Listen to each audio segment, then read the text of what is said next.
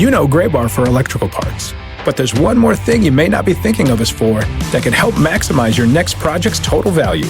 Our pre-project planning services are designed to help you win the bid, save on labor costs, and keep your installers productive across your entire build. The sooner you call us, the better. Because when we're there from the beginning, we can anticipate your needs and help you solve problems before they become problems. Yep, Graybar does that.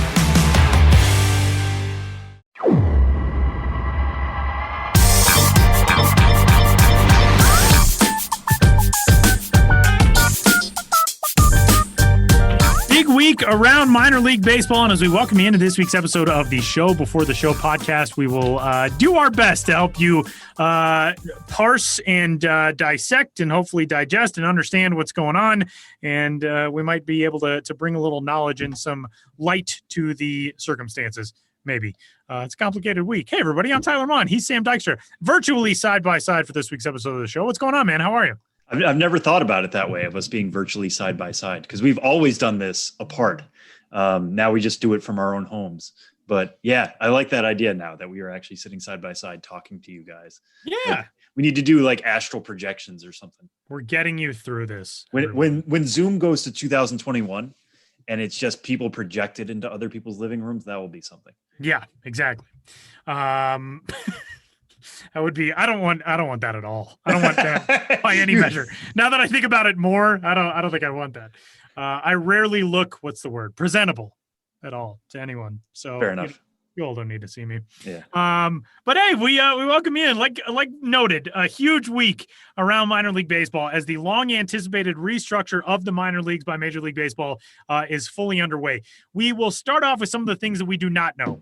We do not know the list of the 120 teams that will reportedly comprise full season ball headed toward 2021. We're expecting that in the coming weeks. We don't know the full structure of major league organizations top to bottom now. There are a few organizations who have kind of posted their structures or in roundabout ways have given us ideas of what their farm systems will be and what teams will make those up. And we don't have that stuff as of yet, but we do have some news items that we want to get to today because we did have a lot of big developments early on this week. We're recording this on Wednesday evening, the 2nd of December. So by the time you get this on Thursday, could be some more news that's out. But here is where we stand as of today. Several weeks ago, just after the close of the season, we were all informed and the news broke that the formerly rookie-level Appalachian League would change to be a collegiate wood bat league for the 2021 season and beyond, which would be one open to freshman and sophomore collegiate players as a summertime league, similar maybe to the Cape Cod League, some other leagues that fans are familiar with. We now know that two other leagues are in the news, one of which you are familiar with the name of, and one of which is brand new, but is made up now of teams that you are probably familiar with. Let's start with that one. There is a new league, the MLB Draft League, which has been launched with 6 teams that will carry that banner into the 2021 season and beyond. And it is largely around the footprint of what was the New York Penn League. Right now, 4 former New York Penn League teams are part of that league. So that's the Mahoning Valley Scrappers, the State College Spikes, the West Virginia Black Bears, and the Williamsport Crosscutters. The 5th team that is announced as being in that league is the Trenton Thunder, formerly the AA affiliate of the New York Yankees. According to the release about this league, there is a 6th team that is currently in the advanced stages of negotiation to join that league and presumably will be announced in relatively short order. Not sure if there will be a 7th or 8th team beyond that. We don't know the full scope of what the MLB Draft League will look like going into 2021, but that is part of it. We'll talk about that. There is another league that you well remember, especially if you're from the part of the country where I'm sitting right now, the Pioneer League, like the Appalachian League, formerly a rookie level circuit. That one is now an independent league, or as it will be known for purposes of its relationship with Major League Baseball, a partner league. It joins 3 other leagues, formerly just straight independent leagues, with that designation. Those ones, the American Association, the Atlantic League, and the Frontier League. The Pioneer League now becomes a partner league, an independent league. So the teams that are currently part of the Pioneer League will no longer have Major League parent clubs. So those 8 teams, the Billings Mustangs, Grand Junction Rockies, the Great Falls Voyagers, the Idaho Falls Chuckers, the Missoula Paddleheads, who weirdly enough never got to play a season as the Paddleheads as an affiliated club, the Ogden Raptors, the now Northern Colorado Owls, formerly the Orem Owls, and the Rocky Mountain Vibes. So those 8 teams, formerly with parent clubs, formerly in major league organizations, now independent. We'll talk about that as things go along as well. There is one more short season league that we do not know the fate of as of yet. That is the Class A short season Northwest League. Back east, the New York Penn League, we know that several of those teams have been split off now and formed into part of the Draft League. The Northwest League, we don't know yet. There have been a lot of rumors as to what the Northwest League will become. There are a lot of great facilities in the Northwest League that presumably that speaks well for some of those teams and not for the league's footprint as a whole. But we don't know the fate of the Northwest League as of yet. So, Sam, let's start with the Draft League. This is something that's entirely new. The Appy League shifting over to being a collegiate summer woodbat league, primarily focused on freshmen and sophomores. This is going to be different. It is technically for any draft eligible player. So we were talking about this before we came on and started recording, and I had said, this will be a little bit more upperclassmen, juniors or seniors, somebody's trying to make an impression maybe before the draft, that type of thing. And you made a good point, which is that technically high school players could be eligible for this. Freshmen and sophomores in college could be eligible for this. This is a little bit broader scope, but give us kind of the nuts and bolts of what the Draft League is as we understand it right now. Yeah, so the Draft League is pretty aptly named in that it is almost, think about what we have in the combine and some of these other sports. This is almost that, not quite. I mean, the combine for football, when I think about that, it's a bunch of guys going to Indianapolis. You run the 40, you run the cone drill, you do whatever, and you try to show off there. This is actually in the game environment. So you're on with a team, you're playing there. The schedule here is going to start in late May, end in early August. I'm going to get to that schedule part here in a minute. But you play actual games. The draft this year has been pushed back to the All-Star break. It's going to be part of All-Star Week in Atlanta. It's normally held in June. Now it's going to be held in July. That allows for a little extra time. Some of these guys, there might be an injury. There might be, hey, you're projected as a 5th, 6th round pick. You play in this league, you do really well. Maybe you get that bumped up to 2nd or 3rd, or maybe even 1st if you do really well. We'll see how things go. But this league is going to be heavily scouted.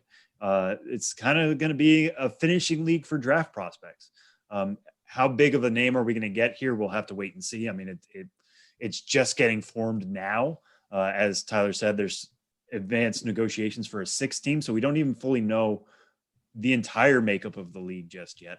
But if you are a junior or a senior in college looking to polish off your resume, this is a great place to do that. But again, we're going to harp on that. Draft eligible also includes junior college players. It includes high school players. Maybe high school guys are going to shy away from that. We're not going to see that much, but let's say you're a high school player playing in Florida or Texas, you get injured in March, need to make up some innings or some at-bats. This is an opportunity to do that. Now, the interesting thing, I got a lot of tweets about this when the news broke. There is going to be an all-star break for the Draft League. They're going to take some time to pause themselves while the draft happens. And then after that, how are things going to go? We're going to have to wait and see about that because minor league teams are being culled. There is going to be no short season. So just because a player is drafted, that doesn't necessarily mean they're automatically going to be pulled out. There could be some sort of waiver system. This is me kind of speculating here, but based on some of the stuff we're hearing, they could, the parent club say, hey, we still want you to play. We just don't have room for you. We don't want to send you to the GCL. You're too advanced for that. Keep playing where you're playing. Yes, there's a risk of injury there, but there's going to be a risk of injury anywhere they're playing. So we'll have to keep an eye on how the dynamics of that are going to work out. It might be rosters are kind of remade in the second half because guys get drafted and they sign and then they want to go play elsewhere. It's going to be really interesting to see how this plays out. And I don't think we're really fully going to know until teams are fully in it and trying to negotiate of like, do we want to take this guy out right now, or do we want to let him keep pitching? Or do we want him to to keep hitting, all that kind of stuff outside of our umbrella. I'm sure there's going to be different philosophies on all that and how that goes, but this has a chance to be really interesting. I think it's great for the New York Penn League clubs that are getting to stick around with this. 68 games is pretty close to what they were already playing in a normal short season. So in terms of just games on the ground, games in the stadium, the schedule is not going to be too affected by that. The quality is going to be a little bit different on it. Obviously, you're going to be getting basically only draft eligible players. So that means exclusively players from the United States, Canada, and Puerto Rico. You're not going to be getting international players, but these are guys trying to go high in the draft. And when you're watching games of the New York Penn League, it's not guaranteed that everybody there was a high draft pick or a high international signing. So these are all players with something to prove. They're there for a reason, and that's pretty neat. So really looking forward to how the dynamics of this are going to play out. But it seems like encouraging news right now for, Mahoning Valley, State College, West Virginia, and Williamsport, and even to a degree Trenton, which after the Yankees announced their new affiliates and Trenton was left out, we were all wondering what is the next step here. I know a lot of people were hoping for affiliated ball, but they seem to have found something here in Trenton, and that's great for everybody in that area of Jersey still looking to watch high quality baseball. So there are going to be multiple options now for players coming up the ladder toward professional baseball, toward the collegiate ranks, and now with these summer leagues. The Pioneer League is going to take a different route. The Pioneer League, formerly a rookie level circuit, now will be one of these partner leagues. Those are leagues that will operate essentially as miniature versions of Major League Baseball, I guess, if you wanted to put it that way, where they're just their own deal. There will be some resource sharing and that type of stuff for the first few seasons of these leagues as we understand it under this current arrangement, but none of those players who are in that league will be assigned to affiliated contracts. They will play as part of independent teams, and that provides additional pathways for players to get into the affiliated ranks. Essentially, you want to think about it this way, what Major League Baseball is doing with the minor league structure is taking away short season, non-complex ball and turning it more toward an eye on these independent circuits filling that role, and the players who play well and assert themselves, acquit themselves well in those leagues now provide their own opportunities to sign contracts, make their way into full season ball in an organization, that type of thing. This is going to be a big change for Pioneer League fans who have been used to, the Billings Mustangs have had an affiliation with the Cincinnati Reds that goes back, I believe, until the 1950s. And so there are going to be some huge changes for what this looks and feels like across the Pioneer League spectrum. It's not going to be different for fans of the American Association, the Atlantic League, the Frontier League. They will lose some of those teams, as it sounds, with a couple of franchises that have confirmed. The Sugar Land Skeeters will become an affiliate of the Houston Astros. The St. Paul Saints will become an affiliate of the Minnesota Twins. But those independent leagues will remain independent. This is new for the Pioneer League, and it's going to be an interesting change. Yeah, and I know this is going to come across a little bit as spin, and I understand that, but just one way to kind of look at this from an independent league aspect, and this is harping a little bit on the idea of it being an MLB partner league, is so much of the tie-in with minor league baseball is getting to watch these guys come up. And, you talk about players from Billings. If you see them one day wearing a Cincinnati Reds uniform, that you kind of feel like a sense of ownership. And I get that. And I never want to put that down in any way. But the fact that this still has ties to MLB, a lot of this, the MLB is going to be, as Tyler said, in terms of sharing resources, there's going to be, they're going to be doing operating. I think they're funding operating costs for the first year, which is great. That's going to be a big way of helping to prop things up. But also, they're going to be installing scouting tech across all the ballparks here, and that scouting tech is going to be used by all the organizations trying to find the next big thing here in the Pioneer League. So there are still going to be players who are going to be signed out of this league and brought up based on what they show in your backyard. If you're in Utah, Colorado, Idaho, Montana, what have you. So that's kind of exciting that there is still this tie here, and that tech, I think, is going to help take the Pioneer League to another level. But I'm just happy that it's kind of a full season that they're going to be playing here. It's going to be 92 game regular season. That's what they announced, which is definitely more than what the Pioneer League was previously getting. So that's great. There's going to be more baseball in these areas. It's going to be, again, a little bit higher quality, maybe on the same level, but these are going to be players who are probably coming out of college and thought they should have been drafted and didn't get signed, and now are going to try to prove themselves. So they've been through the rigmarole of some of these bigger conferences. You're not going to get the 18, 19-year-olds. You're going to probably get some 24, 25-year-olds, but they're still going to have something to prove. So there's going to be a lot of really interesting battles to watch there. Also, because it is independent ball, the idea of somebody getting called up just because they got hot is a little bit lesser than. So you can kind of have a little bit more ownership in these towns of, hey, this is my team. They're going to be around all year. Yes, like I said earlier, I recognize that if somebody does get hot and really shows something, they get signed, and that's great too. But you're more likely to see less roster turnover, I think, which is going to be a lot easier to follow these teams in these locations. And when there is roster turnover, it's probably because a guy was really good and got signed, which is great news as well. And you can still take ownership of his rise through the pro ranks. So the biggest thing for me here is just expanded baseball in these towns. That's awesome. The quality is going to be about the same, and just keeping these in baseball in some way, because I've never gotten the chance to visit some of these places, but and we'll talk to Ben about this later, but I was always jealous of his road trips to the Pioneer League. It seems like some awesome locations. Tyler, you can talk to this much better than I can, having worked with Grand Junction some, but like, it's amazing some of these places that these guys get to play. And this is one area of the country that kind of gets overlooked a little bit for pro sports. I know that, you go to the Midwest and then you kind of skip over to the West Coast. No offense, Tyler, but I want these areas to still, You jerks. Yeah. I want these areas to still have baseball in their towns. And the fact that it's now going to exist for a 92 game schedule, which means 46 games at home for every team, is awesome. Awesome news. And that's a little bit more than they were getting previously. Yeah. And to be frank about all of this, it's very jarring. And obviously the takes on social media are varied, and there's a lot of confusion about what it all means. The minor leagues are confusing to understand regardless. I mean, if you're a person who is a casual baseball fan or a casual sports fan, the minor league structure as it exists, and even as it'll exist going forward, it's kind of confusing to wrap your mind around in the first place. I remember before I worked in minor league baseball, back when I was in high school, thinking like, the team that I like has a new affiliate at this level. Well, what happens with the players from that team last year? Are those players that are signed with the minor league team, or are they signed with the major league team? Those little things you don't really know. You don't know the intricacies of it.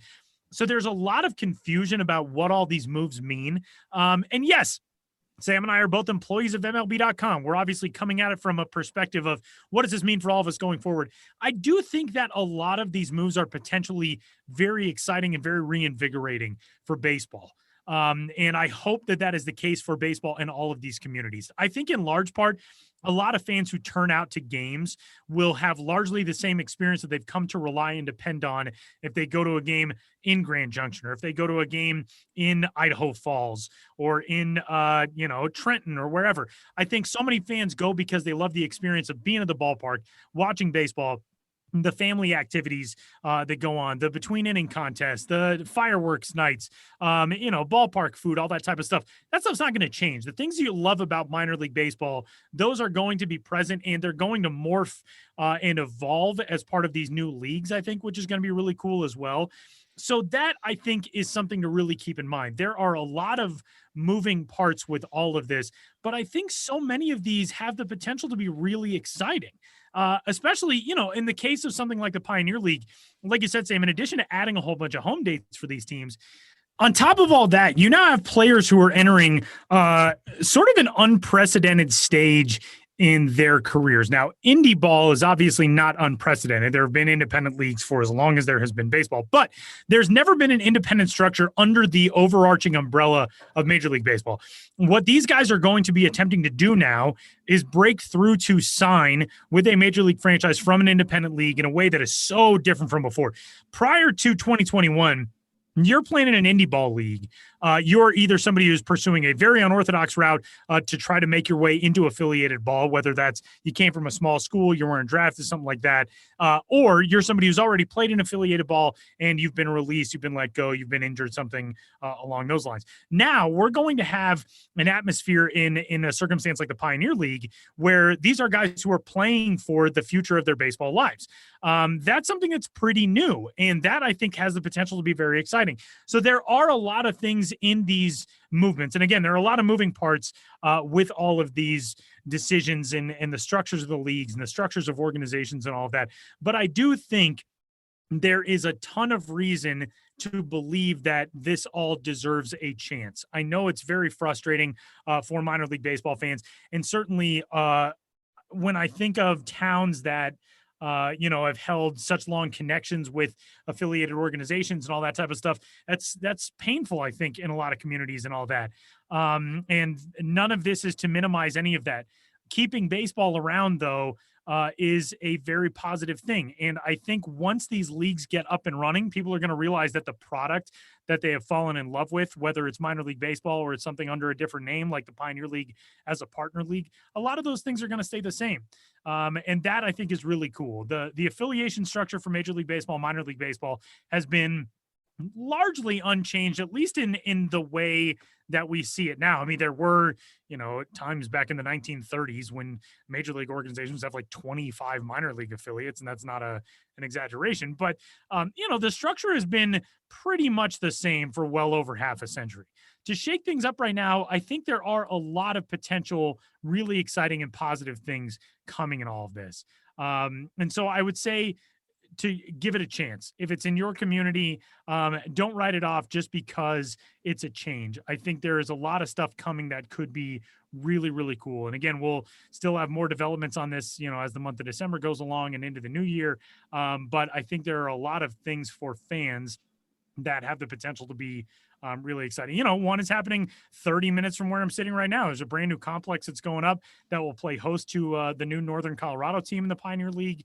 There is so much that is going to look different on the baseball landscape in 2021, and we'll see how it all plays out. But I think there's a lot to be excited about. Yeah, and one thing I do want to point out, tangential to what Tyler was just saying, which is a lot of the tweets I've been getting about this is about how the rollout has come out. And, the whole thing about the Yankees first announcing who their affiliates were going to be and leaving a team like Trenton and a team like Staten Island, who we still don't have official news on yet, kind of in a scramble, and how unfortunate that really was. And if, I were to design how this rollout would happen, I would want it to be something like this. I would love to be able to tell Pioneer League teams, which we've done this week, this is where baseball is going to be. It's going to be more games than you've had. This is exactly how it's going to look.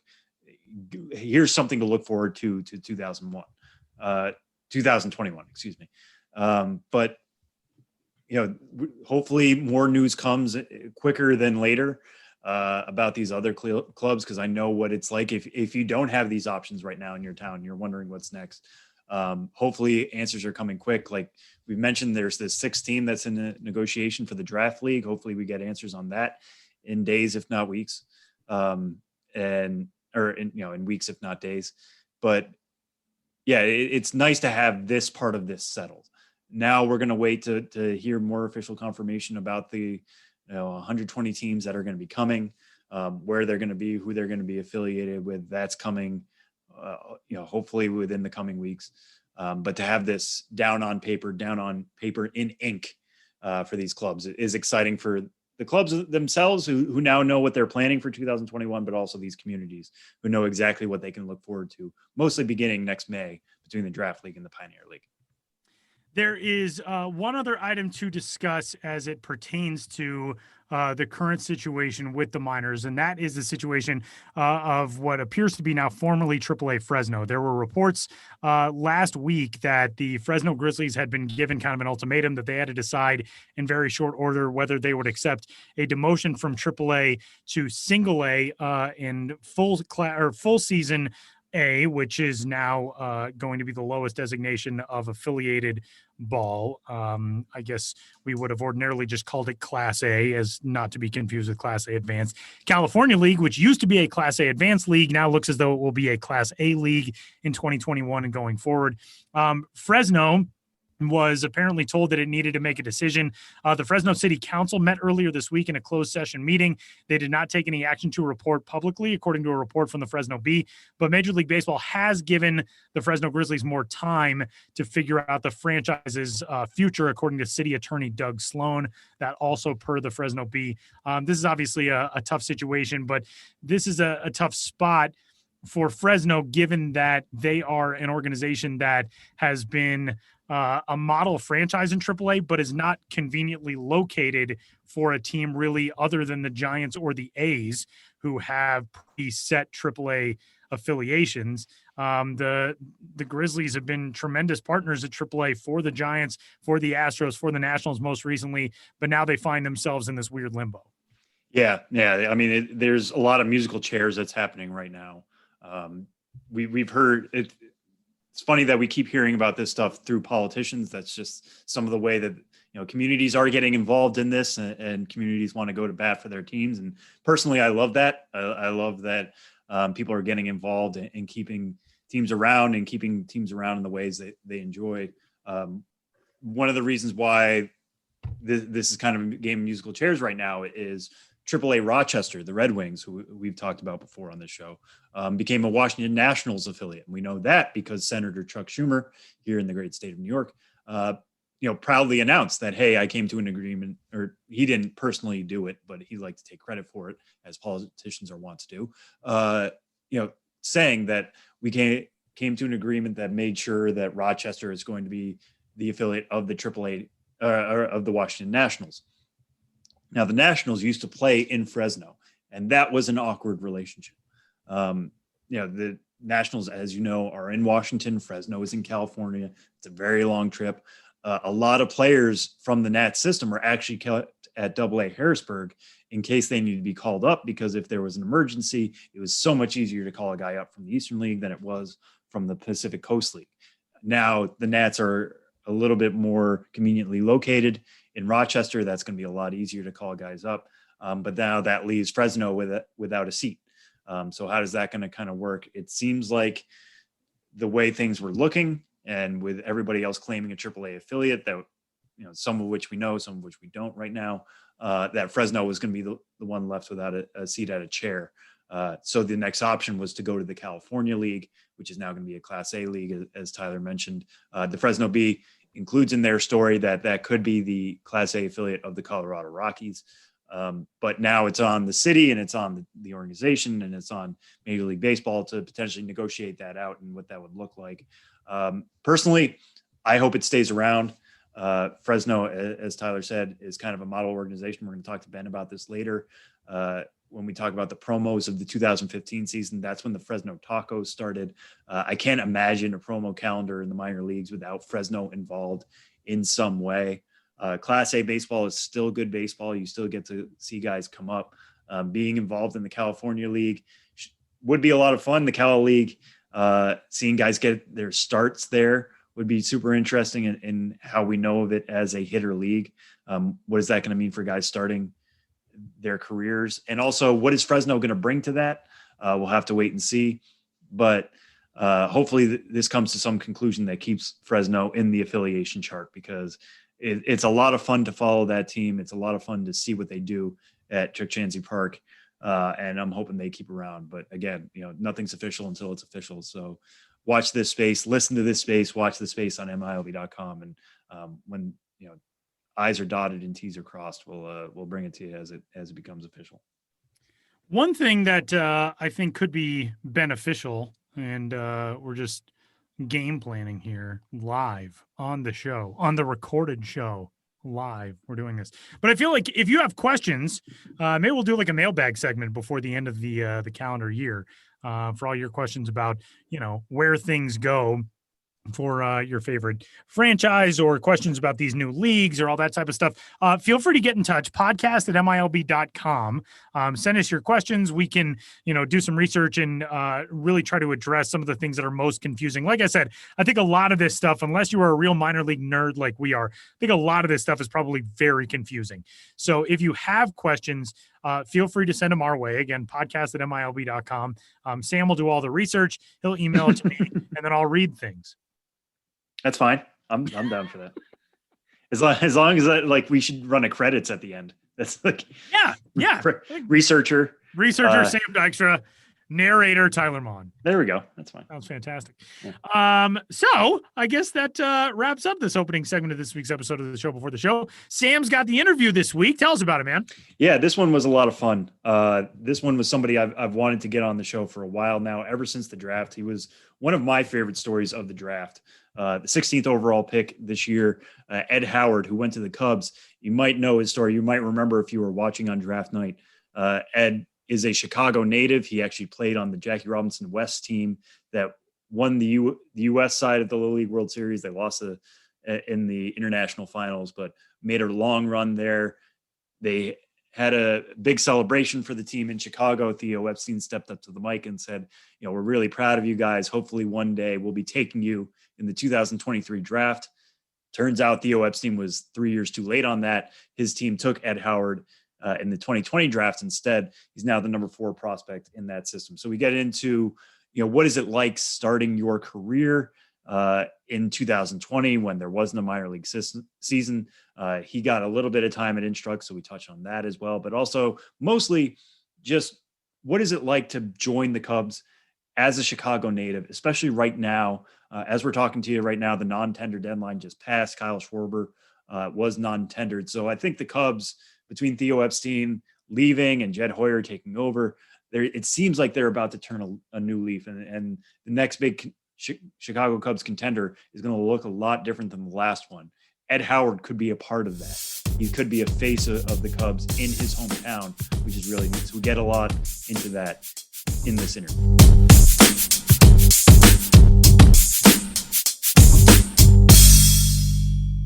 This past year has shown us that without your health, you have nothing. If you're not well, you can't work, look after yourself, or take care of your family. You can't enjoy the life you've worked so hard to build.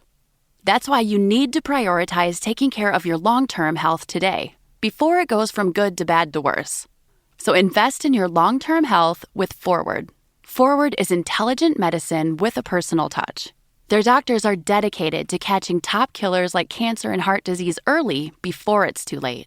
And catching them early could save you tens of thousands of dollars in the long run. Everyone's health history is different, which is why Forward doctors personalize a health plan with you, based on your genetics, lifestyle, and biometrics to achieve long-term results and ensure nothing gets missed. It's time to invest in a doctor that's invested in you. Go to GoForward.com today to protect your future health. That's GoForward.com. GoForward.com. Well, we're really pleased this week to be joined on the Minor League Baseball podcast, the show before the show, by number 4 Cubs prospect and the 16th overall pick in this year's draft back in June, Ed Howard. Ed, how are you doing? I'm doing good.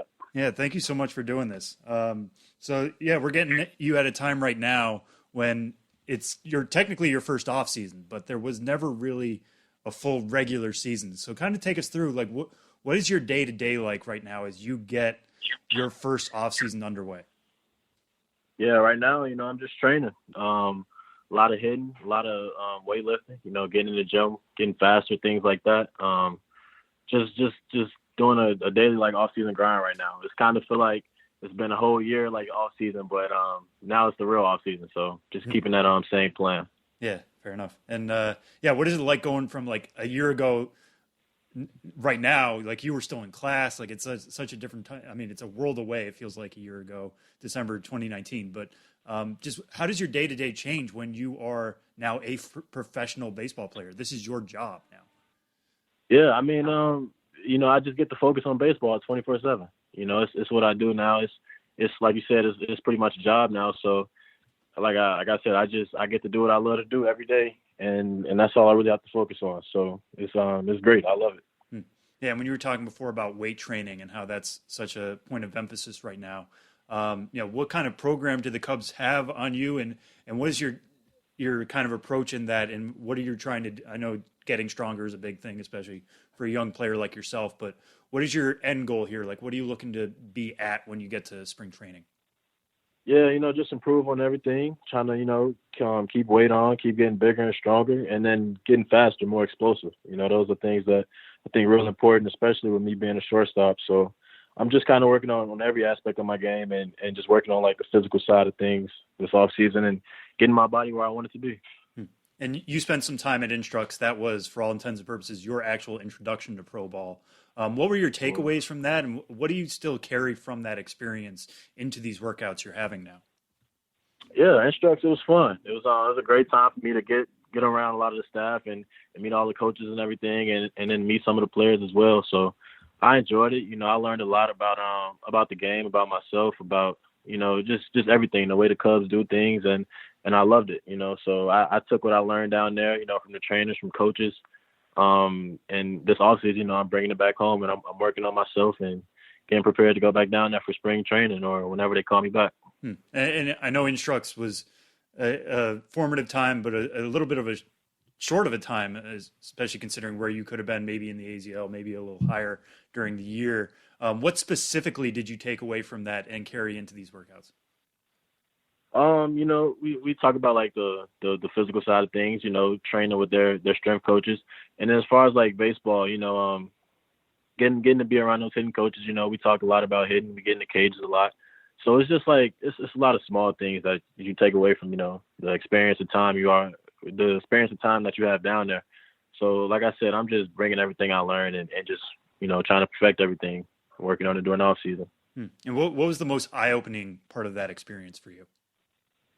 The most eye-opening. I'll be honest with you. I really didn't think anything like shocked me or surprised me as much. I kind of had a feel of what pro ball would be like, and it's nothing I can really think of that just shocked me when I went down there. It was fun. It's real competitive, which I love. You get to go out there and you got to compete every single day. It's really no off days or no easy days, pretty much. So it's fun. I love it. I love it out there. And one part of that experience too is you're getting an opportunity to introduce yourself, and I'm sure everybody there was aware of you in some way, being the first round pick.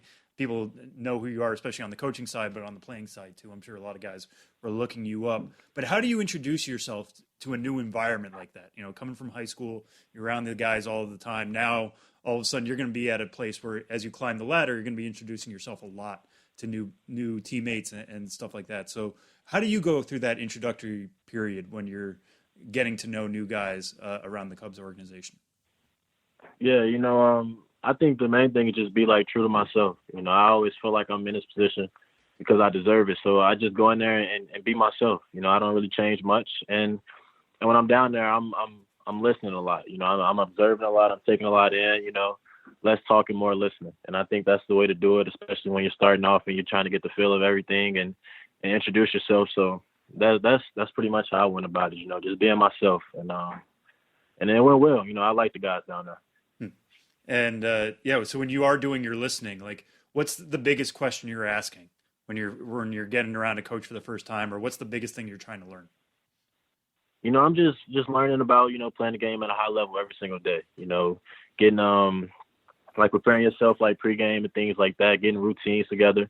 Ready to go out there and get things done. So just learning how to be a pro. That's the main thing. Learning how to be a pro right now, so it can become second nature. And to go back to the draft and how this all started for you, you had one of, I think, what a lot of people would think was like the moments of the draft when you were taken by the Cubs. You being a Chicago guy, getting to go back home, and it was really cool to watch that moment, and you spend it with your family. Take us through what it was like to go through that. I mean, it's one thing to get drafted, and it's the start of your career, and so many guys go through that experience. But for you to go home like that and experience it in the way you did, just take us through like what your thought process was and what you remember of that moment. Yeah, that was a special night. Going into the draft, you never really know how it's gonna play out. You don't know what team is gonna select you, where you're gonna go, and things like that. But I just remember, being super excited and grateful for the opportunity no matter where I went. And then when I got the call and heard it was going to be the Cubs at 16, man, I just remember like just thinking how special that was. And then afterwards, relaxing like my family and friends and things, I feel like that's when it really started to hit me of what happened, being a hometown kid. That's like, I got such a great opportunity here with the Cubs, and I'm just super excited and thrilled to get going. And it's special. I feel like a lot of people dream of moments like these and opportunities like this. And, I got the chance to have this opportunity, so I'm dedicated. I'm ready to get going and do some special things here. And being a local guy, I we'll get into this later about, the Little League World Series and your connection with that and Theo Epstein's quote and all that. But when did it feel like a possibility? I'm sure the Cubs were heavily scouting you. Obviously, they took you, but I'm sure the White Sox were in the mix. They were number 11. You were predicted to go around the middle of the draft, so it may have been even a possibility for the Sox at 11. When did it feel like, hey, this is a real possibility? I could just stay home here. Honestly, like going into the draft, like I said, I didn't have any expectations, so I really wasn't thinking about a certain team. But I would say, man, around like the 10th pick when I kind of got a call, that's when I knew like, all right, this is gonna happen, and it happened so quick. It's not that much time, between picks in the draft and things like that. So, it just happens, and you kind of reflect on it later on, and that's just kind of how it was. And I'm glad it was the Cubs, man. I really feel like this is the right spot for me. And what have you learned anything new about the Cubs since? I mean, I know you were a White Sox guy growing up. You're on the record of that. There are some pictures around of you wearing a White Sox hat growing up, and I get that you have to choose a side. But like, is knowing them being that close, them being the local National League club, I'm sure you're very aware of a lot of things there. So now you're part of the organization. Has there anything been surprising about the Cubs that you've learned in the last 6 months or so? I wouldn't say it's anything like super surprising. I'm learning how the organization runs, like the insides of the organization. I kind of always been able to see the Chicago Cubs, as a fan, but now, being a player and being in the organization, you get to see, how the minor league system runs and you get to be around a lot of the guys. So it's nothing that's surprising. The guys and the trainers, they're good people. They have fun and we put in work. So it's nothing that just shocked me about the Cubs organization. And this draft was obviously a unique one in many ways, slimming it down to 5 rounds, but also somebody like yourself being a high school player, the spring could have been a real chance for you to either improve your stock or change your stock in some way. But coronavirus hits in mid-March, everything gets shut down. How do you feel like the lack of a spring affected you in any way? I know you performed a lot on showcase circuits. It's not like nobody knew who you were, so your stuff is definitely out there. But what do you feel like a lack of games in April and May, especially in Chicago when it's so cold in March anyway? How do you feel like that affected you going into the draft? I think it affected me a little bit. I put in a lot of work from my junior year to my senior year, and I changed a lot, like physically, as far as like getting stronger and putting on more weight and, all aspects of the game, offensively, defensively, so I was kind of ready to go out there in the spring and show it all off and go out with a bang, my senior year. And then, it was taken away, so I didn't get the opportunity. But I feel like everything happens for a reason. I think it was, meant to be for me to pan out and go 16th overall to the Cubs, So I don't really reflect on like the past or anything. The COVID hit and it changed things. But, it is what it is. But, I would have been ready my senior year to go out there. And, I feel like I would have shocked a lot of people. And when you say you would have shocked a lot of people, do you feel like you could have gone top 10, top 5 even in something like that? I always feel like I could go number 1. That's really how I feel. I know myself the best. I know what I'm capable of doing. So, of course, I think I could have won, top 5, top 10. But like I said, I really do think everything happens for a reason. And I think I got the perfect fit, to be honest with you. So I'm excited to be where I'm at. Yeah, no, very cool. And again, knowing you are a White Sox guy, how quickly did your family have to go out and like change hats? Are there any White Sox hats still in the family? Like, is that going to be the Christmas gift this year? How did that switch happen? Yeah, it's pretty crazy, I think most of the White Sox stuff, I don't know if it's still here or not. We kind of moved on quickly. It's a Cubs household now. So, everybody adjusted to it, and we're all in.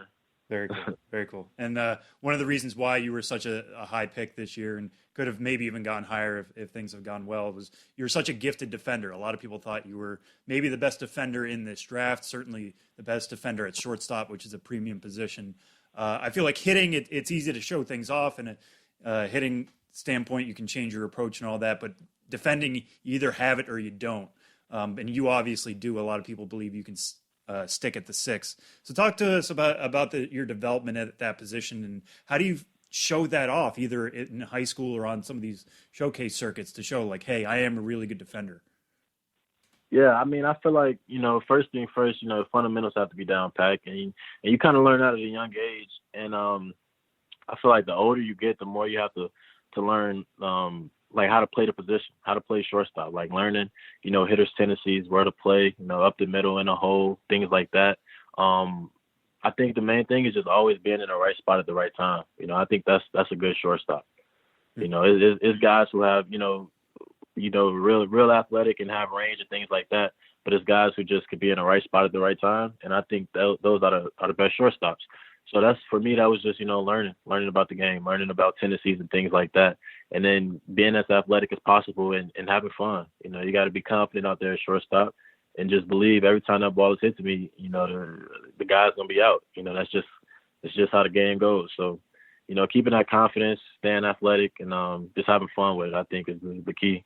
And in terms of that positioning, is there anybody you try to model yourself after? Like, are there shortstops you watch at the major league level or any other level to say like, hey, that's exactly what I want to be?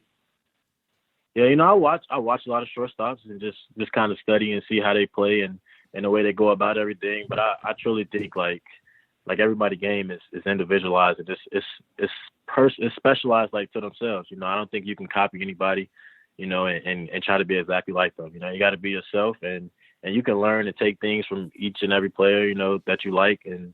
But at the end of the day, I feel like you got to be yourself. So, I watch a lot of the shortstops. And moving to the offensive side, I've read that you have a little bit of a history with Cubs director of hitting Justin Stone. I know you worked out a little bit with him over the summer after getting drafted. Talk us through your development on the offensive side and what you've learned about yourself, especially after Instructs, getting to see live pitching really, again, in a competitive atmosphere. And what do you feel like are the next steps for you at the plate? Yeah, same thing kind of with defense, the same thing with hitting, just learning about how to hit, learning about your approach, learning about counts and things like that. And then, when you get in the cages and you're doing your work, you're working on your swing mechanics, things like that. And then when you go to the games, it's more so just like competing. And, I put in a lot of work with Justin Stone so far, and we're going to continue to keep putting in work and keep getting better. But, I think hitting is all confidence as well, so I'm just stay to the course, trusting the process and keep grinding. I've made a lot of strides at the plate, and I think I'll shock a lot of people with just my overall game on both sides of the ball. So, I really can't wait for this upcoming season. I think it'll be a great one. Yeah, I think a lot of us are looking forward to seeing you out there for hopefully 100+ games or so. When you say you've developed a lot at the plate, what's an example of something you're able to do now or something you're focusing on now that you weren't necessarily in high school or on the showcase circuit? We talk about like the mental side, like my approach is a lot better, going up to the plate with a plan, looking for certain pitches and certain counts and things like that. And then for me, it's like on the physical side, my body changed a lot from high school, from my sophomore year to my junior year. And then really from my junior year to my senior year, as far as like my size and strength, it changed a lot. So, offensively, I can see the improvements with my strength. The balls jumping off the bat, balls are flying a little farther than they used to. So, just improving on that side of the ball. And one of the big things about going pro for a lot of guys, I know there's a little bit of data out there on the amateur side now, but you have so much more access to that stuff now, and especially getting exit velocity stuff and finding out about barrels and all that. How much of that data do you incorporate now into your workouts, and what is it like to have access to that on this level? Yeah, I mean, it's nice. Me personally, I'm not really too big into like the data and things like that. Like I said, when I'm in the games, the approach is really to get barrel to the ball. I feel like if you have a level swing and you're catching barrels, I mean, you're gonna have a high exit velo. You know, the ball's gonna fly.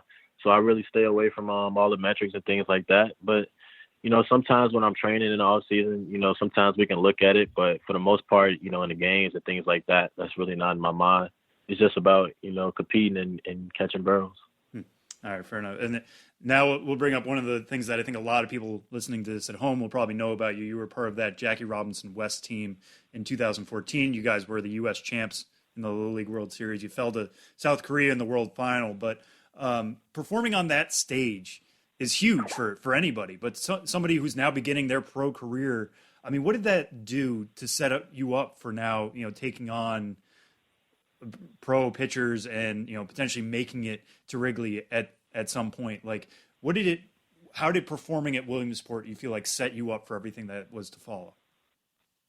You know, Williamsport is a once in a lifetime experience, you know, to be like 12 years old and to get to play like on ABC and ESPN. And then, you know, you're playing in front of like 40,000 fans, you know, that's special to be at that age. And I remember just kind of going through that week in Williamsport and how much I loved it. I was like, you know, I need this to be a lifestyle, like an everyday thing, you know, I like to do. So it kind of kept me motivated, kept me pushing, kept working, you know, as I'm getting older, you know, going to high school and things like that. And now I get to start my pro career. So it's kind of like the same thing, just keep grinding and keep going until, you know, I can make that a lifestyle. And then once I finally do, you know, keep going from there and just keep putting in work and stay motivated until, you know, the day I retire. And one of the most notable things about that team was that it was the first all-black team to make it to the Little League World Series, at least that far in decades. What do you feel like the legacy was for, you know, kids around you and kids coming up after you in the 6 years since then from Chicago to see you guys make it that far? Yeah, I think it motivated a lot of kids. A lot of black kids out here, you know, are deciding to play baseball, and there's a lot of, like, you know, African Americans coming up. And I think that run really put it like on the national scene to show that, like, you know, African Americans can play too. So I'm glad we got to do that. I'm glad, you know, a lot of younger kids were able to see that and hopefully get up and pick up a baseball, pick up a bat and start playing the game. And when you were talking to people, either local media out there in Chicago or just friends or people getting to know you, when did you notice a switch from, hey, you were the kid on the Little League World Series team to, oh, hey, you're a legit pro prospect? I would say probably like in high school. You know, I kind of always knew that I could be a pro prospect. You know, I knew what I was capable of, and I worked real hard. And I think people really started to see it, you know, kind of as I got into my sophomore year, maybe junior year of high school. You know, that's when it really started to hit people. So, I mean, I'm glad people, you know, recognized it, and you know, it's cool and all, but just continue to work and continue to be the best version of me. And one of the coolest stories coming out of that experience was you guys got a big parade in Chicago, and Theo Epstein stood up at the mic that day and you know, congratulated you guys, but also threw in there, hey, maybe we'll see you guys in the draft in 2023. I guess he was expecting you to go to college, but you end up signing before that, and everybody made a big deal out of how that was kind of a prediction. Theo's moving on now, and Jed Hoyer's ready to take over baseball ops for the Cubs. It feels like the team is kind of turning over a new leaf. But as part of that, you know, there might be a little bit more focus on the minor league system. What is it going to be like for you to maybe be part of the face of the next chapter in Cubs history? You know, it'll be nice. You know, I'm ready for it. You know, I'm gonna just continue to work, continue to grind, and like I said earlier, like, be the best version of me. And whatever positions I'm put in, whatever opportunity presents itself, I'll be ready for it. Like, that's kind of how I'm going about it. You know, I'm just ready to go out there and play, and we'll see what happens. But you know, I think the Cubs, I think they know what they're doing. I think they're gonna make the right decision, and we'll just go from there. But I'm ready to play. I'm ready to get going, and I'm excited. And do you feel like there's any added responsibility being a local kid, you know, knowing that there are going to be so many kids around Chicago thinking like, oh, shoot, if Ed Howard can make it to Wrigley, I can too? Or do you feel like you have to just prove that on the field? Like, how do you balance that, being the local kid who has to kind of be the face of this, but also be a good player? You know, for me, it's just, you know, not putting pressure on myself, just playing the game. Because at the end of the day, it is a game, and it's something that I've been playing my whole life. And I think, you know, if you just focus on performing like on the field, everything else off the field to take care of itself. And that's kind of where my head's at. Like, I just keep grinding, keep getting better, and go out there and perform. And hopefully motivate a lot of people and open a lot of people's eyes about, what African Americans can do playing this game. And hopefully, like I said, I can motivate a lot of kids to keep playing and keep going. Very cool. All right, we'll leave you on these two. I want to get your best Alek Thomas story real quick. I know you guys played together. Alek Thomas now being a prospect in the D-back system, a well-regarded one. He has ties himself to the White Sox, being the son of a strength conditioner out there. But playing you two guys together, I'm sure that would blow the minds of a lot of people who follow prospects. What was it like playing with him, and what are your favorite memories of that? My favorite memories, playing with AT. I would say one of the main things that sticks out with Alek is how like laid back and how much fun he can have playing the game. When I was a sophomore, he was a senior, and I remember it was a lot of scouts and everything coming out to watch him play. And I just remember him like in the clubhouse, in the dugout. He was always so like relaxed and always cracking jokes, always chill. And then he would go out there and hit a home run or something and come back and still just be cracking jokes like it was just so easy to him. And he just played the game so smooth and so relaxed. That's the main thing that I saw from him. And I'm just like, that's pretty impressive that he can be so chill with it, and still perform at a high level and he never put pressure on himself. So, that's mainly what I took away from Alek, in high school. All right, well, we'll leave on this one.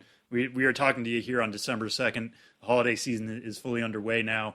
Now being a mid-first round pick, I imagine Christmas is going to be a little bit different for you this year, and people asking things like, have the family wish lists changed in the last year for you? And what, as now a pro baseball player, what do you ask for the holidays? I wouldn't say the wish list changed that much with my family. I'm definitely gonna take care of them this year. I feel like they deserve it. They've been supporting me throughout everything. But me personally, it's not much I ask for Christmas. It's not much I really want. I just kind of want to. For me personally, I feel like I like to get gifts for other people instead of like myself. So I'm definitely take care of them, and we're just gonna enjoy the holidays together, and we'll have fun with it. Yeah, maybe we'll start with a healthy 2021. That'll be a good gift for all of us. Yeah, that's a great gift for everybody. All right, Ed Howard, thank you so much for taking the time here. This was really great. Really enjoyed our conversation, and good luck with the rest of the off season. Happy early holidays, and we can't wait to see you on the field at some point in 2021. Thank you. I appreciate you having me on.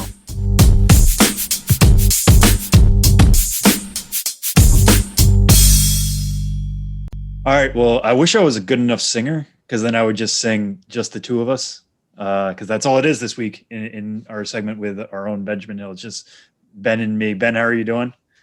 Doing all right. And I wish you had sung, Sam. It's the thought that counts. And actually, this just reminds me, and I do not want to go down tangents too much here, but I saw Elf for the first time last night. What? Yeah. And I Wow. think, there was some spontaneous singing there, and it wasn't very, all that accomplished in terms of, how it sounded, but the whole thought and sentiment expressed in that movie, which I know very well because I saw it last night for the first time, was just sing, so be like Buddy the Elf and just sing what's in your heart. Yeah. No, maybe I'll save my impersonation of the Narwhal for later. Maybe that'll be a thing we can do later. Because that's my favorite scene of that entire. It's a great New York City movie, first off, but for some reason, the Narwhal saying "Bye, buddy, hope you find your dad" is one of my favorite Christmas movie moments ever. Anyways, start on that bombshell, but we have to talk about some of the other bigger news of the week this week. Touched on it. Tyler and I did at the opening segment, but as always, nobody's more traveled on this show than Ben is. And Ben, I'm sure you have a lot of thoughts about this stuff. Between the Pioneer League becoming an independent league, officially a Major League Baseball partner league, but for all intents and purposes, an independent circuit on its own, and several New York Penn League teams, as well as Trenton, becoming part of the MLB Draft League for 2021. A lot of this is as the player development plan for 2021 comes into focus. We're finding out about what these other teams have planned. But first off, your thoughts about the Draft League and the Pioneer League now becoming independent. Yeah. And so I guess neither of those leagues, formerly minor league baseball leagues. I guess we'll see what the terminology becomes going forward, but neither of them are minor league baseball leagues anymore in the sense that they won't have affiliated players, but they're both very much under the larger umbrella. And, for us, just in slow motion, it seems, putting together this huge puzzle piece. It was, Monday was a busy day processing all that and processing both leagues. And, it's my nature anyway, but just to first and foremost try to accentuate the positive, every time you see these announcements, I just think I look at the teams involved, and first and foremost, I generally think that's awesome. Like, they are continuing on. It might be a different form, but those communities, those ballparks, in a lot of cases, those team names and logos and identities, they will continue on and I'm sure in a lot of cases with much of the same front office and same kind of operating style. So bigger picture, that's always great to see. I tweeted that day just how much I like the Pioneer League. That was a rookie level when it was affiliated. So they now have a longer season. And from what I can tell, the product on the field will be probably as good or better than it had been, at the rookie level in that they had been classified at. So I feel if you're in one of those markets, you're still affiliated with Major League Baseball. You have a longer schedule. And I think it's just great to think of, communities like Great Falls and Missoula and Ogden, and of course, Orem moving to Windsor, Colorado. That was another thing that it was easy to overlook amid the flurry of news, but it's a great league, great scenery, and just a really cool place to play baseball, especially in the summer. And you sort of have a really packed schedule, and I'm just really excited to see what that becomes. And I think it's going to do really well up there. And the draft league, so far, the 4 of the teams are from the New York Penn League. So again, that's a fairly applicable crossover. Trenton's a big one, as you know, with going from AA to the draft league. But again, just great to see what these teams' realities are going forward. And, I'm now curious about the rest of the New York Penn League that hasn't been announced and where they'll slot in. But it's nice to have some clarity coming forward, and I'm sure we'll get more soon enough. Yeah, and just to name those 4 teams from the New York Penn League, Mahoning Valley State College, West Virginia, the Black Bears, not the Power, the West Virginia Black Bears, and Williamsport Crosscutters. So those 4 teams plus Trenton, as they mentioned in the announcement itself, there's expected to be a 6th team added.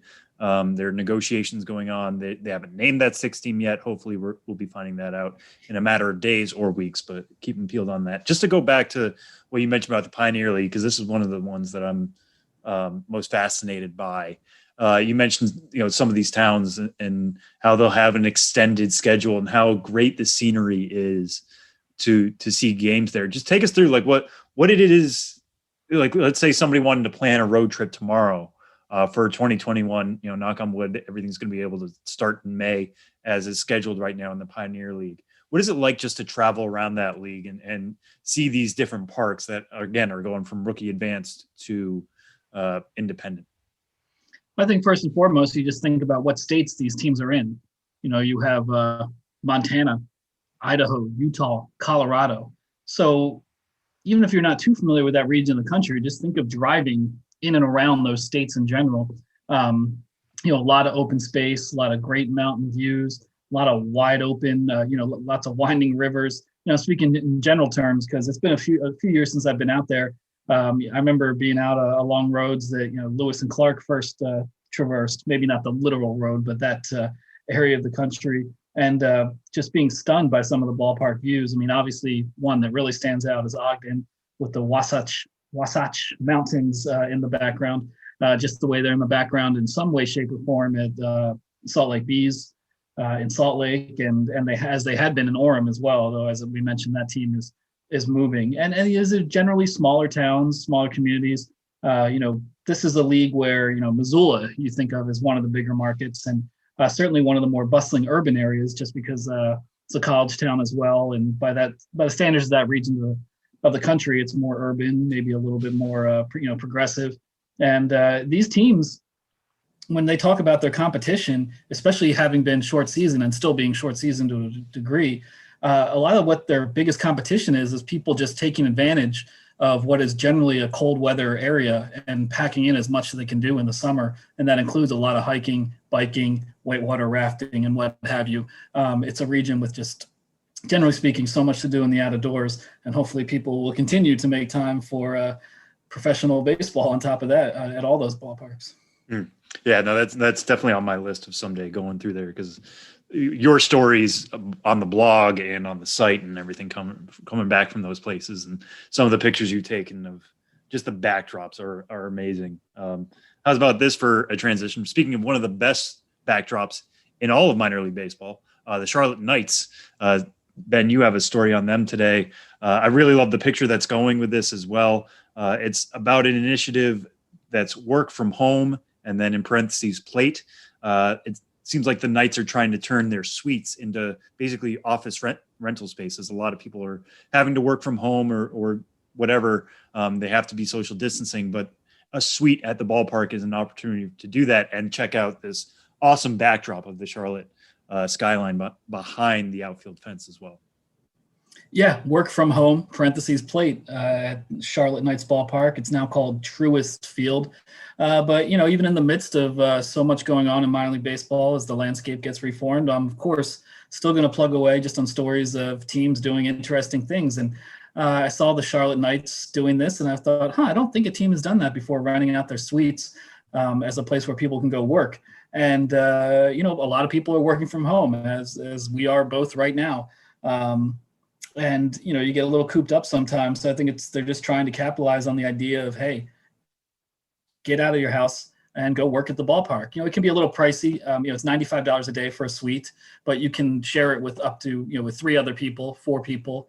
And obviously you'd have to work that out through, your own relationships to one another and COVID concerns and whatnot. Of course, the team is following all CDC guidelines. You wear a mask when you enter the ballpark and when you're in common areas, but when you're in your suite, you can take the mask off. And as you mentioned, this ballpark with a view of the Charlotte skyline, it's always gets mentioned, and we've mentioned it, with having one of the best views in all of minor league baseball. The ballpark was built in 2014, so it's a downtown facility, still very modern, gleaming, fresh, new seeming, and with a gorgeous skyline. So you get your internet.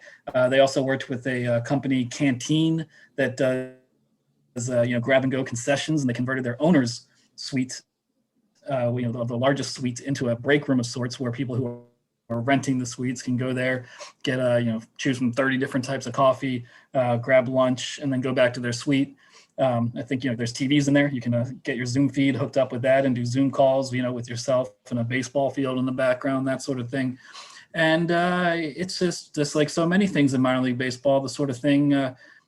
Once I saw it, I was like, I don't think anyone's done that. I'm surprised. And I would expect maybe more teams try to do that in the ensuing months, get a little more revenue coming in any way they can as we ramp up to what will hopefully be as full and robust of a minor league season as possible. Yeah. And it's just kind of odd in so many ways to think about, what we've had to talk about this year, and what teams have had to do, between people driving into the parking lot and picking up ballpark food, from their cars, that type of situation, or potentially working out of suites. Is just another one on top of the pile of creative ways teams are getting people into the ballpark, but also generating revenue at a time where they didn't have games in 2020 to make up for some of that lost time. But it is kind of fun, speaking of that, to look back and think about what could have been in 2020 and what was in other years, especially when it comes to promotions and bringing people out to the ballpark. So you had another one of those stories recently on the 2015 season, which, looking back on, I know we keep saying like, oh man, that feels like it was yesterday. But talking about like the Fresno Tacos, you have that in here, and hearing about, how they started in 2015, when it seems like such a solid piece of the minor league landscape now. This one was a really fun one to look back on.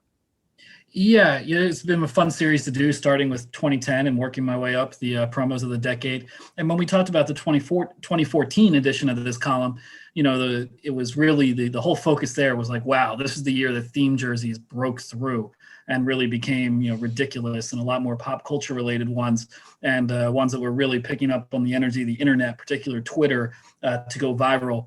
And 2015 was very much an extension of that. Minor league historians will, of course, note 2014, the Lehigh Valley Iron Pigs, they didn't change their name, but they unveiled the Bacon logos. 2015, Fresno Tacos one-upped them by doing a food branding and then actually changing their name.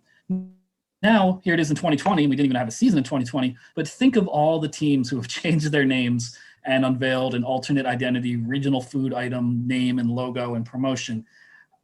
It seems like it's been going on maybe longer than it has. That was 2015, Fresno Tacos, the first one, and there have been so many since then. So looking back at 2015, I make the point that it's hard to, I don't see how you wouldn't choose that as the decade's most influential promo, or the year's most influential promo of 2015, the Fresno Tacos. And in 2015, they just did it for one night, and then it soon became Taco Tuesdays, where they did it every Tuesday. And so many other teams have fallen suit all across the country in those regional food rebrandings. And theme jerseys galore that year. And a lot of them, it was just like, oh, I remember that. I remember that. I remember that. The Staten Island Yankees becoming the Dire Wolves on a Game of Thrones night and actually getting George R.R. Martin to the ballpark. Frisco Rough Riders with the Full House night, and Dave Coulier was there. Uncle Joey, Brooklyn Cyclones with the Saved by the Bell night. Toledo Mud Hens. This was a really interesting one, and I feel like it should have gotten more play then and now. They played a double header, did the Mud Hens, and it was Back to the Future themed, and they wore different theme jerseys, one that was a throwback jersey for the back equation and one that was a futuristic jersey for the future, and they did that on one night during a double header.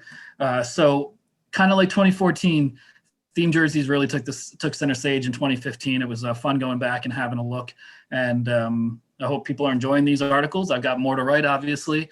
And as I always mention on Twitter, too, I try to throw in really random ones, maybe towards the end of the article, just to jog people's memories of really random stuff or things you would have forgotten about. And I came across the Lake Elsinore Storm Donut Tread on Us promotion. Donut Tread on Us. This promotion was dedicated to an Ariana Grande. I can't even talk, Sam. Help me out. Yeah. So Ariana Grande, as you guys might remember, I honestly would have forgotten, such as my connection to current pop music. But Ariana Grande visited a donut shop and licked several donuts, which became viral for reasons, because 2015 was simpler times, and that's what went viral on the internet. But Lake Elsinore Storm, like so many teams did, seemed to pick up on that and had a night where 1,000 fans could receive what you write here as an unlicked donut. Can we confirm that? Can we just make sure that the donuts were actually unlicked? Like they didn't take this promotion too far? Yeah, I think the joke was, of course, that a donut is naturally inherently unlicked, but so they just gave away donuts and called them unlicked because Ariana Grande had licked donuts, and the nation was very briefly mad at this. I mean, these were display donuts that she put back. I mean, why are we talking about this? The only reason I brought it up was just to say that minor league baseball, as the years goes by, I find it more and more fascinating to look back at some of these promos to jog my memory and jog our memories of these fleeting pop culture moments that were immortalized in really stupid ways by minor league baseball teams. And they're some of my favorite things to look back on. That's one of my favorite parts of the promo schedule every year is just something really stupid will happen in February. And who's the first minor league team that's going to jump on it and say, hey, by the way, we're going to have this night in June to pick up on this stupid moment that happened on February 11th. And then we all forget about this stupid moment come June, but they still have it on the calendar. This is the perfect example of that. So I'm sure that's exactly what happened here. Quickly, Ben, before we let you go, last week, we had a different type of show, so we didn't have you on. So I want to get you to touch on this real quick. You did a story about how the Jacksonville Jumbo Shrimp are attempting to have their own license plate in the state of Florida. They need to meet certain quotas. I think they need to have 3,000 customers commit to purchasing one of these. But I've never really seen a specialty plate around minor league baseball before. That's what makes this story so special. Can give us some more details about this with the Jumbo Shrimp. Yeah, as I said before, just trying to find just random team initiatives to give larger coverage to. And when I saw that the Jacksonville Jumbo Shrimp were taking pre-orders on a specialty license plate, I was like, that's kind of interesting. I don't know if I can get a whole story out of that. Maybe just a tweet will do just to acknowledge it. But David Ratz, the team's director of promotions, really creative guy and someone I've been in touch with quite a lot through the last 3 or 4 years. I got in touch with him and I was like, hey man, what do you think? Is this good for a story? I mean, do you have a lot to say on this, or does someone from the team have a lot to say? And he was like, yeah, I do. And this story turned out to be weirdly fascinating to me because the team had the idea to maybe get a specialty plate. They play across the street from the Jacksonville Jaguars. So you're seeing Jaguar specialty tags around the city of Jacksonville, and thought was, why can't we do it? Well, they can do it, but it's going to be really difficult. I think they'll get there, but you actually have to get these bills approved through the state legislature. I am losing my mind on speaking. Through the House and Congress. I mean, through the Senate. You're almost there, Ben. Finish. Through the state, House, and Senate. I can do it. So the story with these plates is, they worked with their local state congresswoman, then later a local state senator. It failed. It passed the House 2 years, but then failed in the Senate because the Senate thought there already were too many more specialty tags. It finally passed on the third year, but got lumped in with a bill with other specialty tags. So when all was said and done, their quota went from 1,000 to 3,000 because when the jumbo shrimp specialty tag was passed, it got lumped in with so many other specialty tags. So now, to make this a reality, by October 2022, they must sell 3,000 pre-orders of this specialty tag to have it go into production. So I did not know it was such a long and winding road involving politics and governing bodies and lobbying and everything else. And now that I'm kind of invested in this story, I'm interested to see how it goes. They hopefully have 2 full seasons to have a concourse table set up selling this license plate to their fans. As David Ratz pointed out to me, hey, if we're averaging roughly 300,000 fans a year in attendance, we need to sell 3,000 pre-orders to get this plate into production. That's 1% of our attendance. Let's do it. We can do it. And, if I had a car and lived in Florida, I'd do it. But I'm 0 for 2 on those fronts. So I will just root for them from afar. Well, I hope you have like an Outlook calendar set up or something for that date in 2022, just to come back to this story. Because, I mean, I want to get to the new year and then to the spring first, and it's crazy to think about what the world could look like in 2022. But I also want to know how this story ends, and hopefully they'll get to that 3,000 mark. Ben, before we let you go, given the way this interview started, I feel like I have to ask this now. Like, what is the next holiday Christmas movie you're going to see that you haven't seen before? We've been through this before, baseball movies and The Sandlot. Now you say you've never seen Elf until just the other night. Like, what's next for you? That's a good question. I've seen It's a Wonderful Life, Miracle on 34th Street. I used to like Bad Santa back in my 20s when I was a young man. I've seen various editions of the Christmas Carol. I've even seen the Jim Carrey Grinch. So maybe I've seen a good amount of Christmas movies. Christmas Story, I've seen it.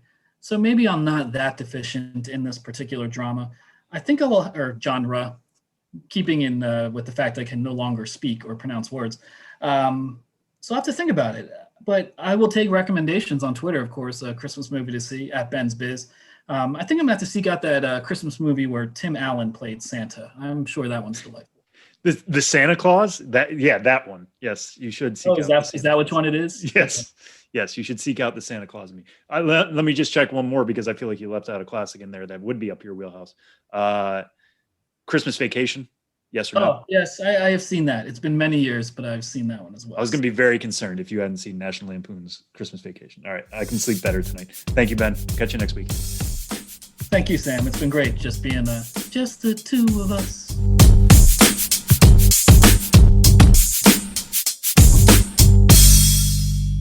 Final segment of this week's episode of the show before the show. Before we get out of here, Sam has this week's nationwide prospect fact of the week. Yeah, we're going to call it the fact of the week. It's not so much a fun fact that we normally bring you, but it's still something I want noted. I talked about this earlier. As we're recording this, the non-tender deadline just passed. Normally, that's a major league thing. This is a minor league baseball podcast. No real prospects were non-tendered that we're going to talk about here, but did find something interesting in the NL Central.